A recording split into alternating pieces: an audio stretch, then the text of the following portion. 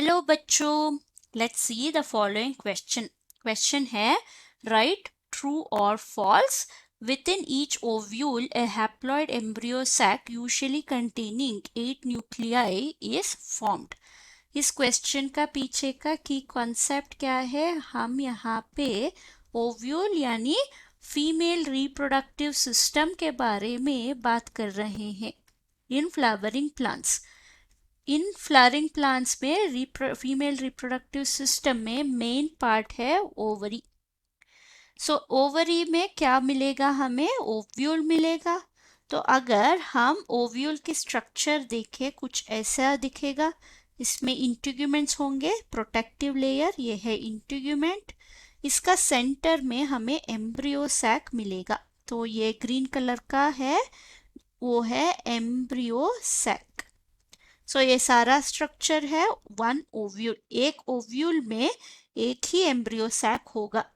Embryo sac कैसे develop होगा? तो हमारे पास मतलब ओवरी में मेगास्पोर मदर सेल होंगे। मेगास्पोर मदर सेल एक डिप्लॉयड स्ट्रक्चर है। ये डिप्लॉयड स्ट्रक्चर क्या होगा? ये मियोसिस अंडरगो होगा, मियोटिक डिवीजन करेगा मियोसिस। इसके बाद क्या होगा? हमारे पास मेगास्पोर बन जाएगा। 4 मेगास्पोर प्रोड्यूस करेगा, ओनली 1 विल डेवलप, एक ही मेगास्पोर डेवलप होगा और 3 क्या होगा? डीजेनरेट हो जाएंगे। इस एक मेगास्पोर जो है वो माइटोसिस डिवीजन करेगा, करके हमें एम्ब्रियो सैक प्रोड्यूस करेगा, एम्ब्रियो सैक प्रोड्यूस होगा।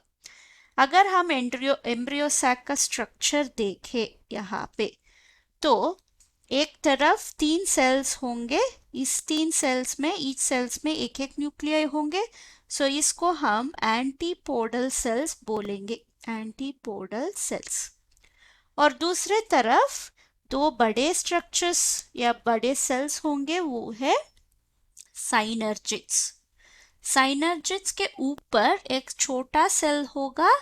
वो छोटा सेल वेरी इंपॉर्टेंट है, वो है फीमेल गैमेट एग सेल या ओवम। और सेंटर में बड़ा सेल होगा, उसमें 2 न्यूक्लियाई होंगे।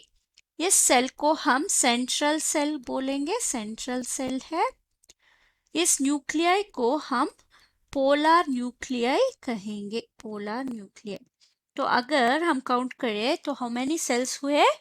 3 antipodal cells, 1 central cell, 1 ovum और 1 साइनर्जिड्स। सो टोटल सेल्स जो है वो है 7। और न्यूक्लियाई काउंट करें तो एंटीपोडल सेल्स में 3 है, सेंट्रल सेल में 2 है, ओवम में 1 है, साइनर्जिड्स में 2 है। तो nucleus total amount embryo sac में 8 आ जाएगा। तो हमारा स्टेटमेंट क्या है? Within each ovule, a haploid embryo sac usually containing 8 nuclei is formed। ये स्टेटमेंट हमारा ट्रू स्टेटमेंट हो गया। I hope you have understood the concept. Thank you and all the best.